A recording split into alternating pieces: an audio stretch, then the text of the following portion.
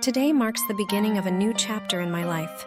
I've decided to embark on a journey towards slow living and decluttering. It's not just about organizing my physical space, but also about simplifying my mind and soul. So, here's the story of my quest for a more intentional and fulfilling life. I woke up this morning feeling the weight of my cluttered life. It's not just the stuff around me, it's the chaos within. The constant rush, the never-ending to-do lists. It's overwhelming. So I've decided to take a step back and embrace a slower, more intentional way of living, tackling the physical clutter. I opened my closet and was met with a sea of clothes. How did I accumulate so much? As I stood in front of my cluttered closet, I couldn't help but feel a mix of nostalgia and apprehension. Clothes from years gone by, each with its own story, were staring back at me.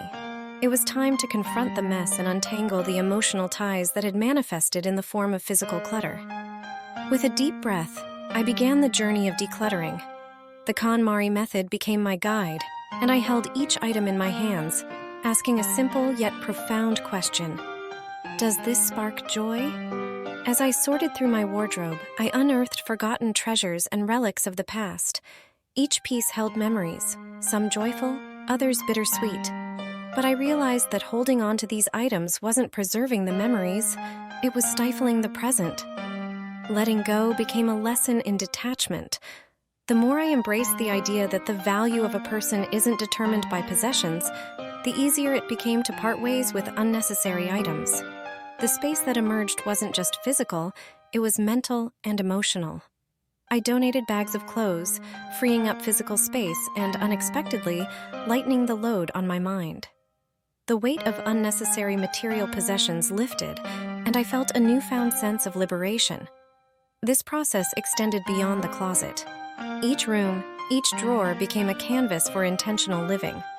The more I decluttered, the more I realized how much of my identity had become entangled with possessions. The minimalist philosophy began to reshape not just my living space but my mindset. I found joy in the simplicity of open spaces and the ease of maintaining an organized environment. The decluttered spaces started to reflect a decluttered mind. It was a revelation, a realization that the external chaos had mirrored my internal chaos for far too long. As the room transformed into a haven of simplicity, I noticed a positive shift in my daily life. The mornings became less stressful, and decision fatigue dwindled. I could focus on what truly mattered instead of being bogged down by the trivial choices that come with a cluttered life. This journey taught me that decluttering is not just about getting rid of stuff. It's about curating a life that aligns with your values. It's about creating a space that nurtures growth and allows you to breathe freely. As I continue to navigate this path, I carry with me the lessons learned from unraveling the threads of physical clutter, a tangible step towards the slow and intentional life I'm striving to embrace. Mindful consumption. As the journey toward a clutter-free life unfolded, I realized that the transformation extended beyond just tidying up my physical space. It was a call to reassess my relationship with consumption, urging me to embrace a more mindful approach. In a world that constantly bombards us with advertisements and the allure of the next big thing, I found myself caught in a cycle of impulsive purchases. The thrill of buying something new was short-lived, and I was left with a trail of possessions that added little value to my life. Mindful consumption became a guiding principle, a deliberate shift from accumulating for the sake of accumulation to making intentional choices. Each purchase became a conscious decision, an opportunity to contribute to a life of purpose and meaning. I started by evaluating my true needs versus wants, questioning the motivations behind each potential purchase. Did I need another gadget, or was it a fleeting desire fueled by external influences? This introspection led to a profound realization. The joy derived from possessions paled in comparison to the joy of experiences and meaningful connections. Minimalism, in its essence, became a philosophy of quality over quantity. I sought out items that served a purpose, brought genuine joy, and aligned with my values. It was about curating a life that echoed simplicity and authenticity. The process wasn't just about what I could discard, but also about making conscious choices in what I brought into my life. I explored sustainable and ethical alternatives, supporting businesses that aligned with my values of environmental responsibility and fair practices. The beauty of mindful consumption lies in its ripple effect. By making intentional choices, I not only reduced the environmental impact, but also contributed to a mindset shift. It was a departure from the throwaway culture to a more sustainable and conscious way of living. The journey of mindful consumption isn't without its challenges. It requires a constant awareness, a commitment to resist the pull of instant gratification, and a willingness to invest time and effort in making informed choices. But with each intentional decision, I felt a sense of empowerment, knowing that my actions were aligned with a vision of a more intentional and sustainable future. As the clutter diminished, so did the impulse to accumulate. What remained was a curated life, filled with possessions that added value and meaning. Mindful consumption, intertwined with the principles of slow living, became a transformative force, guiding me toward a more deliberate and fulfilling existence, creating space for what matters. As the physical clutter continued to dissipate, I found myself not only with a more organized living space, but also with a newfound clarity about what truly mattered in my life. It was time to consciously create space for the elements that brought joy, purpose, and fulfillment. The decluttering process had naturally extended beyond tangible possessions. It became a deliberate effort to declutter my schedule, my relationships, and my mental space. This holistic approach to simplifying my life was an acknowledgement that a cluttered mind is just as inhibiting as a cluttered room. I began by reassessing my commitments and obligations.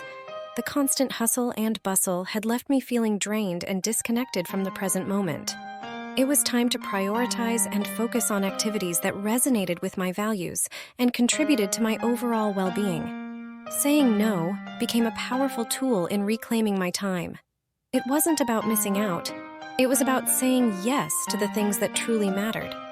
Creating space meant allowing room for spontaneity, for moments of stillness, and for activities that brought genuine joy. In the realm of relationships, the decluttering process prompted an evaluation of the people in my life.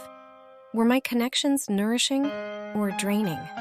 It was a difficult but necessary question. Letting go of toxic relationships and fostering meaningful connections became a vital part of creating a space for positive growth. The embrace of slow living extended to my work as well. I found that by prioritizing tasks and approaching them with focus and intention, I not only increased my productivity, but also experienced a greater sense of accomplishment and fulfillment. It was a departure from the constant rush, a conscious choice to savor the journey rather than fixate on the destination.